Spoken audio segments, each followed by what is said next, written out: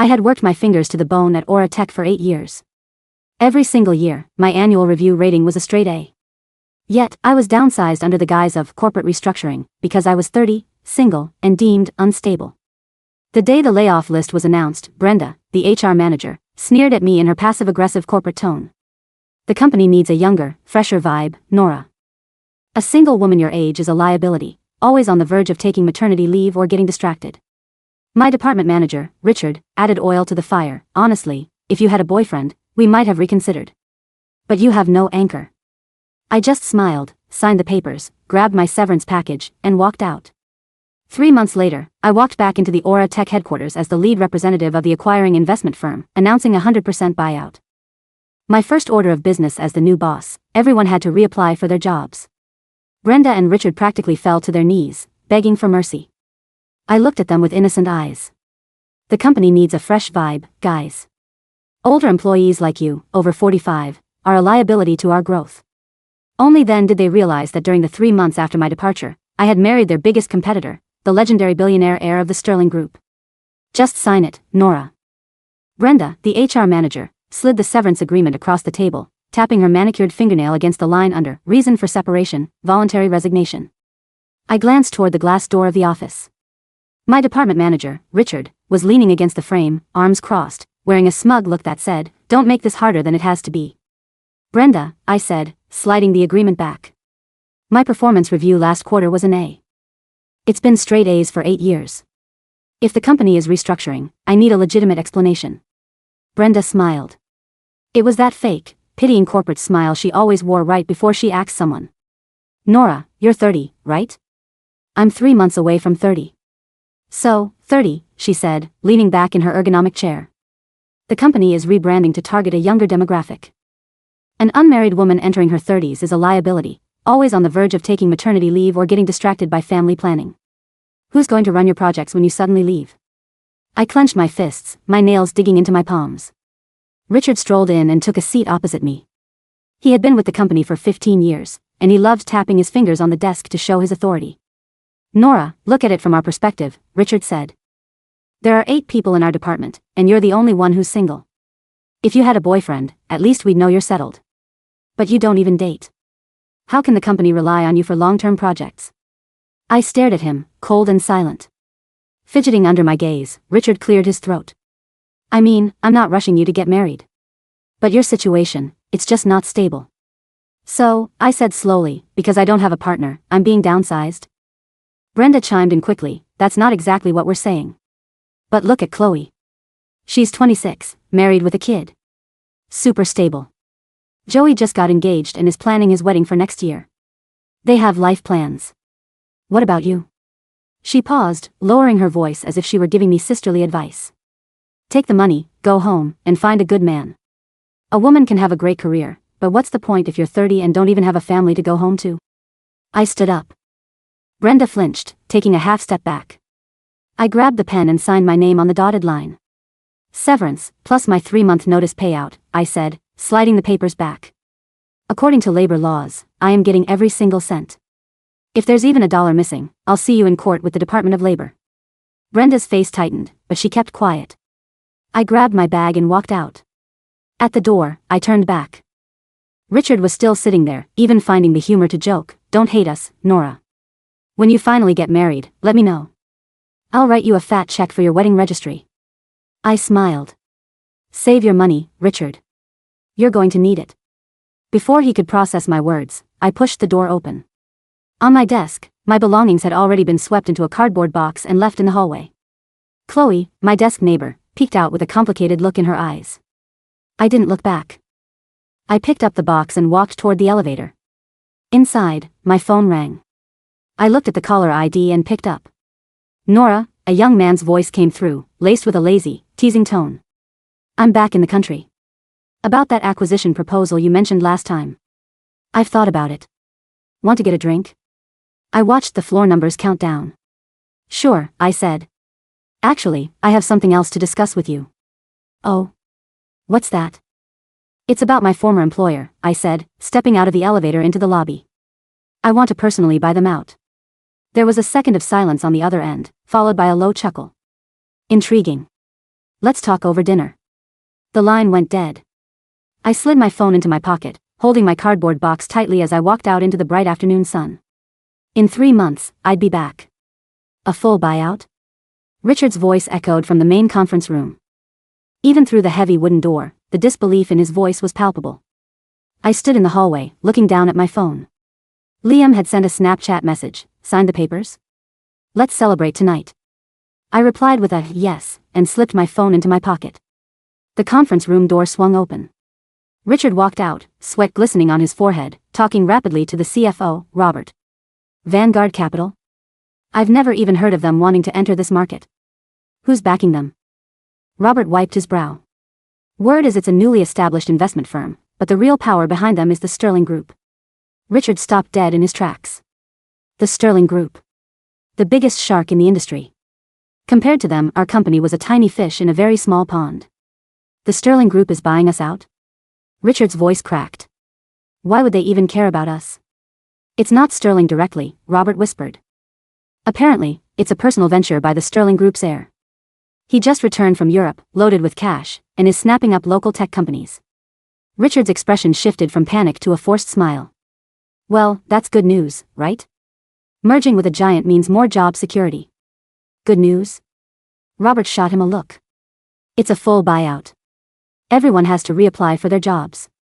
Richard, you're 48, aren't you? Richard's smile froze. I stepped out from the shadows behind them and cleared my throat. Long time no see, Richard.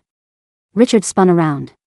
His face went blank, then confused, and finally twisted into absolute terror. No. Nora? I gave him a polite nod.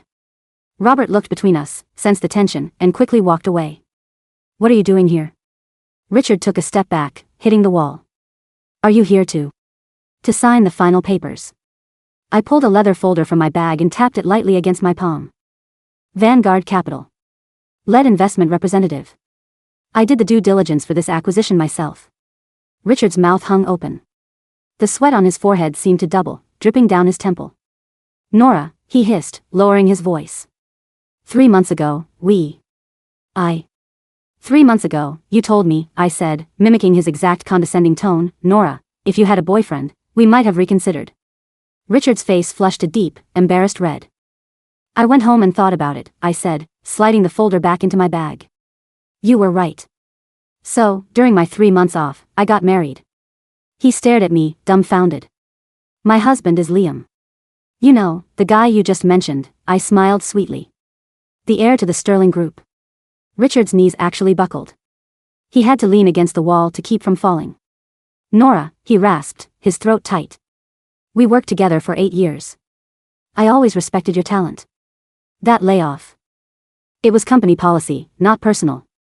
I know, I interrupted. That's why I don't blame you. A tiny glint of hope appeared in his eyes, only to be crushed by my next words. I'm just following company policy, too. A complete restructure. Only the strongest survive. Our chairman, Mr. Sterling, personally signed off on it. I looked him up and down. Have you prepared your portfolio for the reapplication process, Richard? I recall your performance reviews for the past 3 years were 2 C's and a D. Richard turned pale as a sheet. Ignoring him, I turned to walk into the conference room. Suddenly, a flurry of hurried footsteps sounded behind me. Brenda rushed out of the elevator, her makeup slightly smeared, her eyes red. She grabbed my arm. Nora, she gasped. Nora, please. I was wrong. You can't let them fire me. I looked down at her hand on my arm. She quickly let go, looking embarrassed. Brenda, I said calmly. You're 46 this year, aren't you? Brenda froze. The company needs a younger vibe, I said, returning the exact words she had thrown at me 3 months ago. Older employees like you, over 45, are a liability. Brenda's face crumpled. I walked into the conference room, and the door shut behind me, blocking out the world. My phone buzzed. It was a Snapchat from Liam, signed. What did their faces look like? I typed back, guess. He replied instantly, I want to see it in person. I smiled. You'll get plenty of chances tonight. I fired my first warning shot as the new boss on Monday morning. The all-hands meeting was packed. The large auditorium was filled to capacity. Standing on the stage, I looked out at the sea of familiar faces. These were my colleagues of 8 years. People I had shared lunches and jokes with just 3 months ago. Now, they looked at me with a mix of fear, curiosity, and respect. Some avoided my eyes, some tried to smile flatteringly, and some just looked numb. A few were even secretly gloating, throwing glances at the front row where Richard and Brenda sat, waiting for the drama to unfold. Richard had put on a fresh, ironed shirt, trying desperately to look composed. But his hands betrayed him, resting on his knees, his knuckles were white. Brenda sat next to him, dark circles under her eyes, looking like she hadn't slept in days. I turned on the projector. Vanguard Capital's acquisition of Aura Tech is officially finalized, effective today, I announced. I paused, letting my voice carry through the room. As the lead representative, my first executive order is this: every single position is open for reapplication. A collective murmur rippled through the crowd. Every role will be evaluated based on merit alone. The standard is simple: performance. I clicked to the next slide, displaying a detailed spreadsheet. The HR department has compiled the performance reviews for the last 3 years. Anyone with consecutive, needs improvement or low-grade ratings will automatically be placed on probation. Anyone with consistent failing marks will proceed directly to termination. Brenda's head snapped up. I met her gaze and smiled. Any questions, Brenda? Her lips trembled, but no sound came out. Great. I clicked to the next slide. The schedule and requirements for the application process will be emailed to you by noon. Portfolios are due by Friday, and interviews will begin next Monday. The room was dead silent. I turned off the projector and nodded to the crowd. Meeting adjourned. As the crowd filed out, I stood my ground. Some people gave me polite, hesitant nods, some pretended not to see me, others looked like they wanted to apologize but lacked the courage. Once the room emptied out, I walked slowly toward the exit. Richard was waiting for me at the door. Nora, he said, squeezing out a tight smile. Do you have a few minutes? I checked my watch. 5 minutes. He nodded frantically, leading me into a small, vacant meeting room nearby. The moment the door clicked shut, his shoulders slumped, and he practically bowed. Nora, listen, he said, rubbing his hands together. We worked together for 8 years. I've always supported you. Remember when you first interviewed here? I was the one who approved your hire. I looked at him calmly. I remember. You told me it wasn't easy for a young woman in this industry, and that I should work hard. Exactly. His eyes lit up. I always saw your potential. The year you got your first A-grade review, I was the one who nominated you. Richard, I cut him off. What is your point? His smile faltered. Well, he whispered, about this reapplication. I'm 48, and I've been with this company for almost 2 decades. Surely my loyalty counts for something? Some of these younger kids have talent, sure, but they don't have my experience. So you want to bypass the interview process? He choked on his words, his jaw slack. Nora, he pleaded, dropping the professional title. Why are you doing this? What happened back then? It was just corporate policy. It wasn't my personal decision. What happened back then, I said, your exact words were, if you had a boyfriend, we might have reconsidered. Richard's face burned red. That was. I was just talking. I recorded it. He froze. I pulled my phone from my pocket and tapped a voice memo. Nora, you're 30, right? I'm 3 months away from 30. So, 30. The company is rebranding. A single woman your age is a liability. Brenda's sharp, condescending voice filled the quiet room, clear as day. Richard's face drained of color. Richard, I said, locking my phone. Do you have anything else to say? His mouth opened and closed, but he couldn't form a single word. I opened the door and walked out. Behind me, his hollow voice drifted out, that recording, when did you start recording? I didn't turn around. The second I walked into that office 3 months ago. At the end of the hallway, the elevator doors opened. Liam was leaning against the wall inside, a smirk playing on his lips. All done? Just warming up, I said, stepping inside. What are you doing here? Picking up my wife from work, he said, pressing the lobby button. Didn't you promise I'd get to see some action tonight? I laughed. Don't be impatient, I said, watching the numbers tick down. The real show is just getting started. Brenda cornered me in the parking garage just as the sun was setting. Liam had gone to pull the car around, and I was waiting near the exit. A white Volkswagen Golf suddenly screeched to a halt right in front of me. Brenda scrambled out of the driver's seat. Nora, she gasped, blocking my path. We need to talk. I looked at my phone. A message from Liam read, slight traffic block, give me 5 minutes. I typed a quick okay and put the phone away. What do you want to talk about, Brenda? The recording, she said, her voice shaking. Can you delete it? Please. I looked at her. 3 months ago, she sat in her high-backed leather chair, looking down at me like a queen dispensing a sentence. She had smiled that pitying smile, enjoying her power. Now, she stood in a dim parking garage, her face pale, driving a battered car, begging me. Delete it? I asked. Why should I? Her eyes welled with tears. Nora, I'm begging you. You know my family's situation. My husband was laid off last year, my son just started college, and we have 20 years left on our mortgage. I cannot lose this job. And? She blinked, taken aback. And? She sniffled, wiping her nose. Can't you just look at our history? We worked together for so many years. Brenda, I interrupted her. 3 months ago, in your office, do you remember what you said to me? She turned even paler. Take the money, go home, and find a good man, I quoted her, word for word. A woman can have a great career, but what's the point if you're 30 and don't even have a family to go home to? Her lips trembled, but she couldn't say a word. Why didn't you think about our history back then? Why didn't you show me any mercy? Tears finally spilled over her cheeks. I'm sorry, Nora. I am so sorry. I didn't have a choice.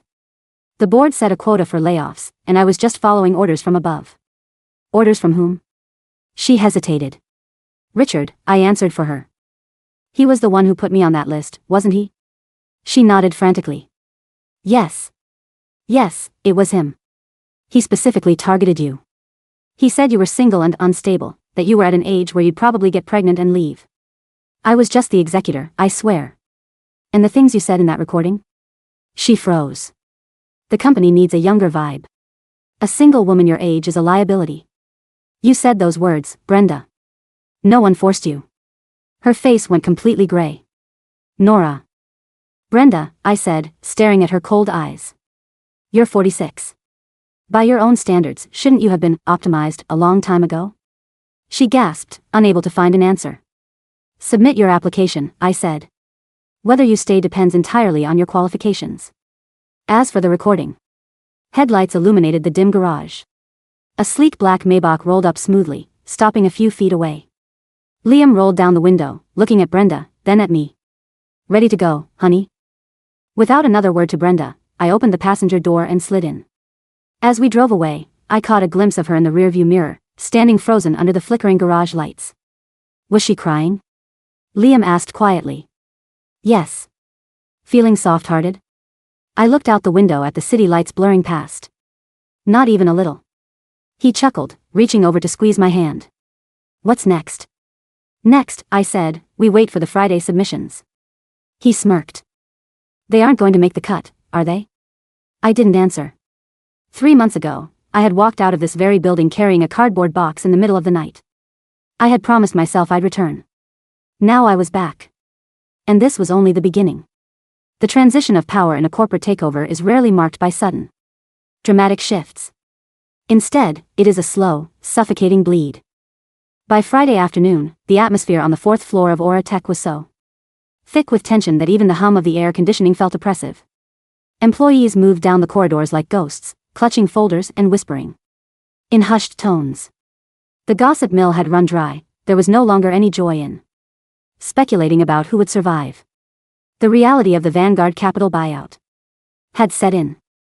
In the corner office, the one that had belonged to the CEO only a week prior, I sat behind a vast desk of polished mahogany.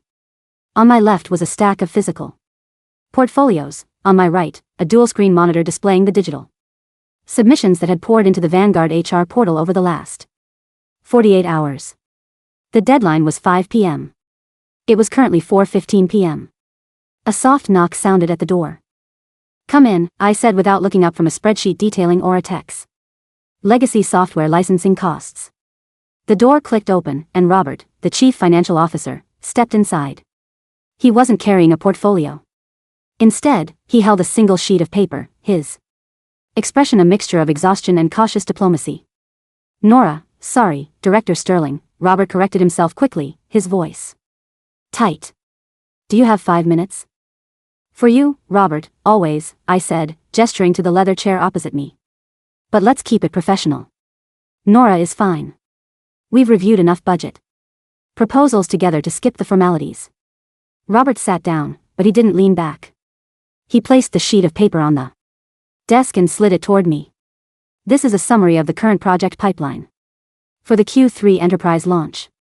As you know, Richard's department is handling the core migration.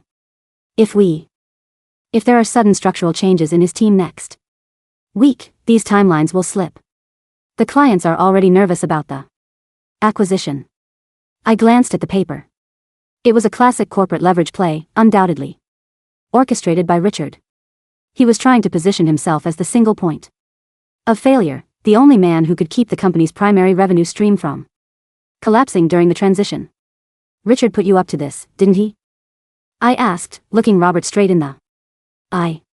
Robert's gaze flickered. He brought the data to my attention. He's concerned about continuity. Let me show you something, Robert. I turned my monitor slightly so he could see the screen. I opened a folder labeled Aura Tech Legacy Code Audit, Q1, Q2. This is the code repository for the enterprise migration. Over 60% of the architecture was designed and written by me before I was downsized. The remaining 40% was handled by junior developers under my supervision. I clicked on another tab, displaying the activity logs. Since I left 3 months ago, there has been exactly zero progress on the core migration.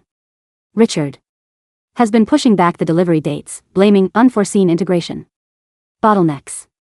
In reality, he doesn't understand the system architecture. He couldn't run this project if his life depended on it.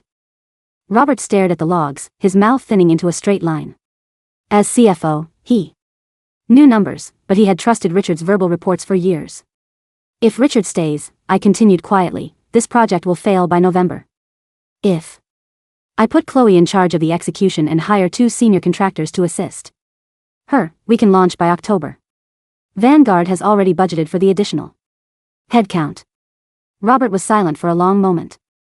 The realization that he had been protected by a wall of Richard's self-serving lies for years was slowly dawning on him. He picked up his sheet of paper, folded it twice, and slid it back into his breast pocket. I see, Robert said, standing up. I'll leave the personnel decisions to you and the board, Nora. I just wanted to ensure we were aligned on the risks. We are, I said. Thank you, Robert. As the door closed behind him, I looked at the clock. 4:45 p.m. The digital portal registered 2 final uploads. One was from Richard. His portfolio was massive, nearly 200 pages of outdated project charters, certificates from 3-day management seminars he had attended in Chicago, and letters of recommendation from former board members who had already been bought out and possessed no power. The other was from Brenda. Hers was surprisingly sparse. It was a desperate attempt to frame her years of compliance as organizational loyalty. Appended to her resume was a private note addressed to me, pleading for an opportunity to discuss restructuring options that protect long-term staff. I didn't open either file. I closed my laptop, stood up, and walked to the floor-to-ceiling window. Down in the courtyard, I could see the sleek black Maybach idling near the security gates. Liam was leaning against the fender, his head tilted back as he looked up toward my office. Even from this distance, the sharp contour of his shoulders and his effortless, quiet confidence were unmistakable. He caught me looking and raised his phone, sending a quick text. The sun is down. Your 5 minutes are up. I smiled, grabbed my trench coat, and left the office. The hallway was empty. But I could feel the eyes watching me from behind the cracked doors of the cubicles. They knew Monday was coming. And they knew that the past 8 years of office politics, favoritism, and quiet discrimination were about to face a cold, calculated reckoning. The weekend did not offer a reprieve for the employees of Aura Tech. On Saturday evening, the Sterling Group hosted its annual charity gala at the Grand Hyatt downtown. It was a high society affair, usually reserved for the city's elite, but because of the impending Vanguard merger, invitations had been extended to Aura Tech senior leadership and major clients. It was a test, though none of them knew it yet. Liam called it the Sterling protocol, observing candidates when they believed the professional guardrails were down. The ballroom was a sea of crystal chandeliers, silk dresses, and sharp tuxedos. I wore a backless emerald silk gown, my hair pinned up in a clean, elegant twist. Beside me, Liam was the picture of aristocratic composure in a bespoke midnight blue dinner jacket. "Look at 10 o'clock, Liam murmured, barely moving his lips as he took a sip of champagne. "Your former manager has spent the last 20 minutes trying to get close to my uncle." I turned my head slightly. Richard was standing near the grand piano, holding a martini with a hand that shook just enough to make the olive bob. He was talking animatedly to Arthur Sterling, the elder statesman of the Sterling Group's real estate division. Richard was laughing too loudly, his shoulders hunched in a posture of desperate sycophancy. "Arthur has no interest in tech," I whispered back. "He's probably wondering why a mid-level manager from a boutique software firm is explaining database migration to him. Arthur is too polite to tell him to go away," Liam chuckled. "But I aren't. Shall we?" We walked over, the crowd parting naturally for Liam. When Richard saw us approaching, his eyes widened, and he immediately tried to straighten his posture, nearly spilling his drink in the process. "Ah, Liam," Richard said, his voice carrying an artificial warmth that grated on my ears. "And Nora. Or should I say, Mrs. Sterling? I was just telling Mr. Sterling here about the incredible synergy we're anticipating between Aura Tech's proprietary platforms and Vanguard's portfolio." Arthur Sterling looked at Liam with a raised eyebrow. "Liam, is this one of your new acquisitions?" "Indeed, Uncle Arthur," Liam said, his voice smooth and cold as dry ice. "This is Richard. He was Nora's department manager at Aura Tech. The one who felt that her being single at 30 made her a liability to the company." The silence that followed was heavy and immediate. Richard's face drained of color so fast I thought he might faint. The couple standing nearby stopped their conversation, glancing over with sudden interest. "Is that so?"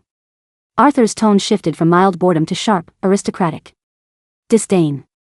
He looked Richard up and down, his eyes lingering on the slightly frayed cuffs of Richard's rented tuxedo. "Fascinating. In my day, we judged employees by their balance sheets, not their marital status. But then, I suppose, small companies have different standards of professionalism." "Mr. Sterling, please," Richard stammered, his forehead glistening under the ballroom lights.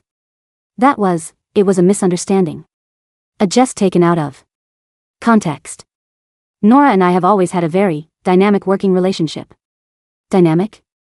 I asked, taking a glass of sparkling water from a passing waiter's tray. "Is that what we call taking credit for my enterprise architecture while giving me consecutive C grades on leadership because I refuse to attend your Sunday golfing retreats?" Richard swallowed hard. "Nora, we've both made mistakes. But we're professionals. Surely, we can look past the past and focus on the future of Aura Tech. I've submitted a very comprehensive restructuring plan. I believe it aligns perfectly with Vanguard's vision." Liam stepped forward, just an inch, but the shift in his presence was dominant. "Richard, the only alignment Vanguard is interested in is competence. Your portfolio is currently being reviewed. I suggest you enjoy the caviar tonight. It might be the last high-end meal your corporate expense account covers." Arthur chuckled softly, nodded to us, and walked away toward the VIP lounge. Richard stood there, completely isolated in the middle of the ballroom, his hands trembling. He looked at me, his eyes pleading, but I kept my expression perfectly neutral. "Excuse us, Richard," I said. "The caterers are serving the main course, and I believe you're in the way of the service staff." As we walked away, Liam leaned down, his breath warm against my ear. "You handled that with remarkable restraint." "Anger is a waste of energy," I replied, looking back to see Richard slinking toward the exit, his head bowed. "On Monday, the numbers will do the talking." "That's much cleaner." At 9 a.m. on Monday, the first interview began. The Vanguard legal team had set up a panel in the main conference room. I sat in the center, flanked by our head of compliance, an external HR auditor, and Vanguard's chief legal counsel, a sharp-eyed woman named Evelyn. Chloe was our first candidate. She walked in nervously, clutching her portfolio. Her eyes darted to me, filled with a mix of hope and apprehension. She had been my colleague, but she was also the one Brenda had used as a weapon against me, the stable, married woman, who was supposedly the model employee. Sit down, Chloe, I said, my voice softening just enough to ease her tension. Relax. This is a standard review. Chloe sat, placing her folder on the table. Nora. I want to say, before we start, I had nothing to do with what happened 3 months ago. I was shocked when they let you go. We all were. I know, Chloe, I said. And I don't hold anyone's survival instincts against them. Let's talk about your work. For the past 2 years, you've been listed as junior developer, but according to the project logs, you actually managed the entire API integration for the retail platform. Why weren't you promoted? Chloe looked down at her hands. Richard told me that because I had a young child, I shouldn't take on the stress of a senior role. He said the company was doing me a favor by keeping me in a stable, low-pressure position so I could focus on my family. The compliance officer next to me made a note on his pad. In other words, I said, he used your family status to underpay you while capitalizing on your actual labor. Yes, Chloe whispered. I did 80% of the senior-level deployment. But Richard took the credit during the quarterly board reviews. I opened her portfolio and signed the first sheet. Chloe, your technical evaluation is excellent. Your peer reviews are flawless. Effective today, your position as junior developer is terminated. Chloe gasped, her face turning pale. And, I continued, sliding a new contract toward her, you are being offered the position of Department Director of Software Architecture. Your salary will be doubled, and you will report directly to me. You'll also have the budget to hire 3 junior developers to assist you. Chloe stared at the document, tears welling in her eyes. Nora. I don't know what to say. Don't say anything. Just do the job. I know you can, I said, offering her a pen. Sign it, and take the rest of the day to prepare your new team structure. You start managing the department tomorrow. She signed the papers with a shaking hand, thanked the panel repeatedly, and walked out, her shoulders finally straight. A good start, Evelyn remarked, adjusting her glasses. Now, I believe we have the HR director next. Brenda entered 5 minutes later. She had tried to put on her usual corporate armor, a tailored gray suit, her hair sprayed into a rigid bob, but her eyes were red-rimmed, and her skin looked sallow. She sat down, her hands folded tightly in her lap to hide their shaking. Brenda, I began, opening her file. Let's skip the formalities. You've been the HR director here for 9 years. During that time, you've overseen 24 terminations. Of those, 12 were women over the age of 30. All of whom were listed under voluntary resignation or reorganization with standard severance. Brenda swallowed. Nora, the tech industry is highly competitive. Younger talent often brings more updated skill sets. Let's talk about the skill sets, I interrupted. Evelyn, would you mind sharing the results of the compliance audit? Evelyn slid a thick manila folder across the table. Brenda, we've conducted a forensic audit of Aura Tech's internal messaging logs and email archives over the past 3 years. We found 87 separate instances of discriminatory language regarding age, marital status, and gender in communication between yourself and Richard. Brenda's breath hitched. Those were private internal discussions regarding staffing optimization. In one email, dated March 14th, Evelyn read aloud, her voice devoid of emotion. Richard wrote to you, Nora is pushing for a raise again. She's 29 and single. If we promote her, she'll expect a maternity package the moment she finds a husband. Let's stall her until the Q3 review, then find a reason to phase her out. Your reply was, agreed. I'll draft a standard performance improvement plan template. We can use the restructuring clause to keep it clean. The room was dead silent. Brenda looked like she was about to vomit. She stared at the folder as if it were a bomb. This is systematic, unlawful discrimination, Brenda, I said, my voice cold. It's a direct violation of state and federal labor laws. If Vanguard chooses to release these logs to the Department of Labor, or a tech, and you personally, will face a class action lawsuit that will ruin your career and exhaust whatever savings you have left. Brenda fell back in her chair, her face completely hollow. I was just protecting the company's bottom line. Richard was the one who insisted. He said the board wouldn't approve the budget if we had too many senior female staff on high salary tracks. You were the HR director, Brenda. Your job was to protect the employees from people like Richard. Instead, you became his executioner. I leaned forward, resting my elbows on the desk. I have 2 documents for you. I slid 2 folders toward her. The first is an immediate termination for cause. It carries no severance, no references, and a direct referral of these compliance logs to the state licensing board. You will never work in human resources again. Brenda trembled, her fingers hovering over the folders. And the second? The second is a voluntary resignation. You will receive no severance, but we will agree to a mutual non-disparagement clause, and Vanguard will not pursue legal action against you or release these logs to the public. You will have 48 hours to pack your things and leave. Brenda didn't even hesitate. She grabbed the pen, signed the voluntary resignation, and pushed it back to me. Her hands were shaking so violently she could barely write her own name. Thank you, she whispered, her voice cracking. You can leave through the back exit, I said, closing her file. Your access badge will be deactivated at 5 p.m. today. As Brenda stumbled out of the room, Evelyn looked at me with a faint, appreciative smile. That was incredibly clean. Now, for the main event. Yes, I said, checking my watch. Let's bring in Richard. Richard did not walk into the conference room, he marched in.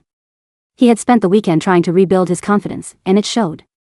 He wore a brand new Italian suit, his hair slicked back, and he carried a leather-bound folio under his arm. He took a seat before he was invited to do so, leaning back and crossing his legs with a practiced air of authority. Nora, panel, Richard said, nodding to each of us. Let's get down to business.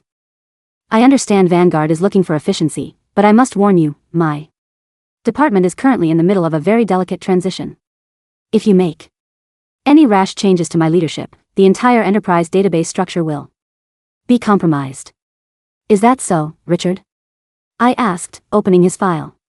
Because according to our engineering audit, you haven't committed a single line of code to the repository in 5 years. Richard dismissed the comment with a wave of his hand. I'm a manager, Nora. My job is strategy, not syntax. I manage the people who write the code. Let's talk about those people, I said. For the past 3 years, your department has had a 70% turnover rate. Every single senior engineer who worked under you left for a competitor within 18 months. Why? The market is highly competitive, Richard replied smoothly. Younger engineers have no loyalty these days. They jump for a 10% raise. Or, I said, sliding a printout across the table, they leave because you take credit for their innovations and block their promotions to protect your own salary. This is a patent application filed by Aura Tech last year for an automated database sharding protocol. The lead inventor is listed as Richard Vance.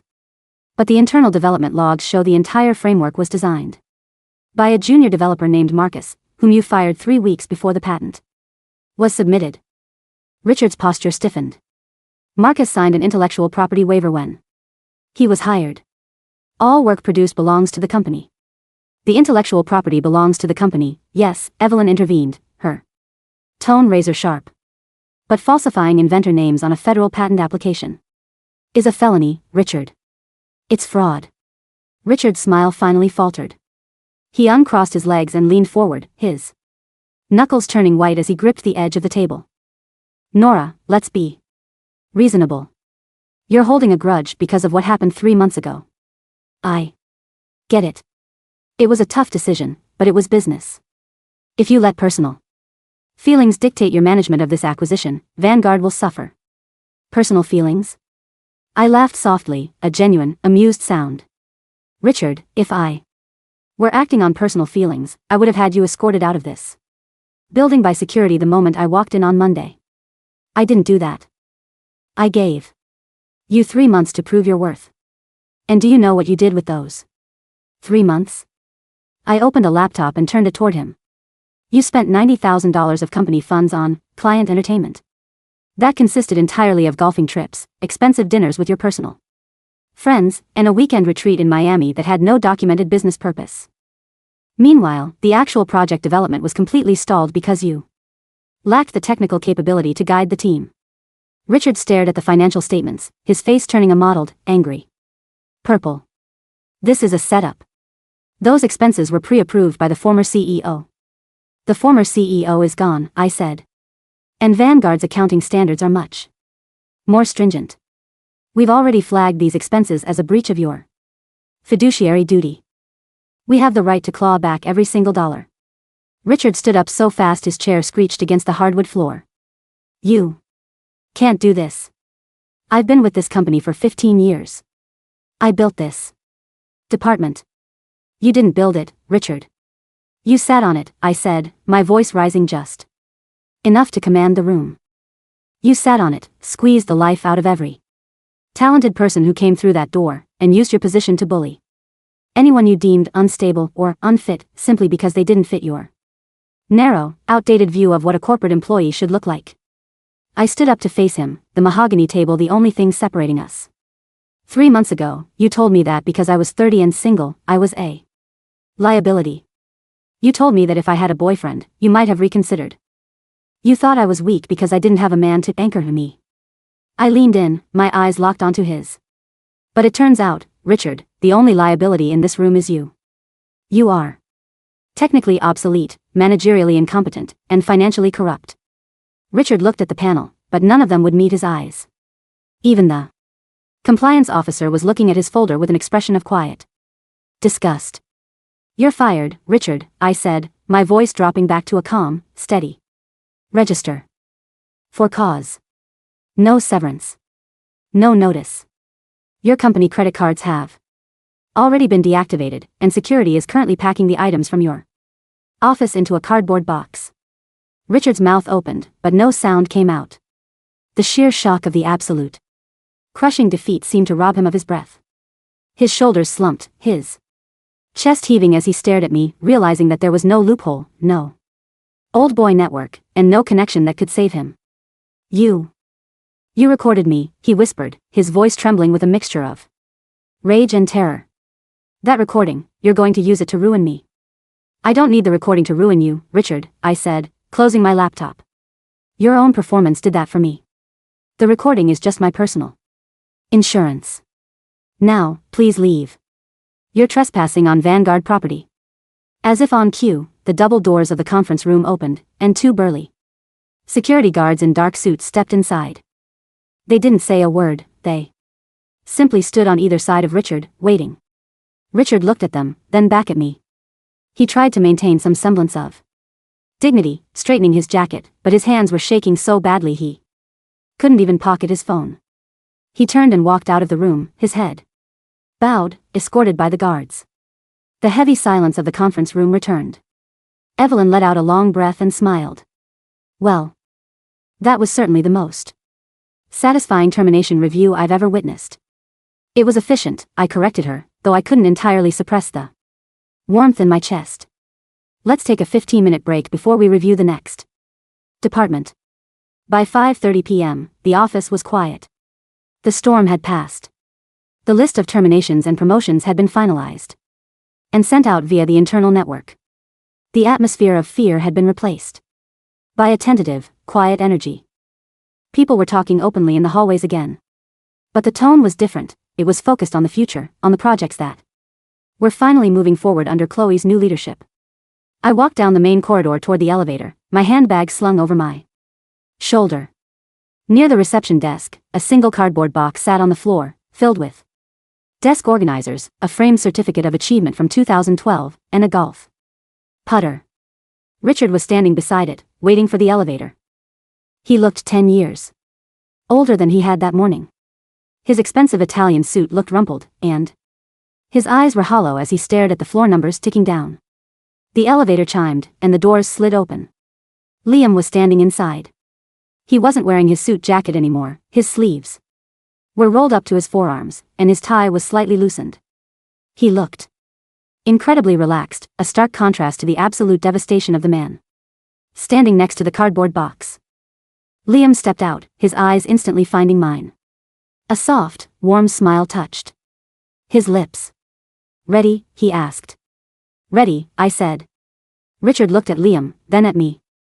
He swallowed hard, his throat dry. For a moment, I thought he might say something, apologize, plead, or even throw one last desperate insult. But he didn't. He simply picked up his cardboard box, his knuckles white, and stepped into the elevator. As the doors began to close, I caught a final glimpse of him, standing alone in the corner of the mirrored cab, clutching his belongings, staring at the floor. The doors clicked shut. Liam walked over to me, wrapping his arm around my waist and pulling me close. "How does it feel?" I looked around the lobby. The Aura Tech logo on the wall was already being prepared for replacement. Tomorrow, the new Vanguard signage would go up. The company that had exploited me, undervalued me, and discarded me because of my age and gender had been completely dismantled and rebuilt in my image. "It feels clean," I said, leaning my head against his shoulder. "Like a fresh start." "Good," Liam murmured, kissing the top of my head.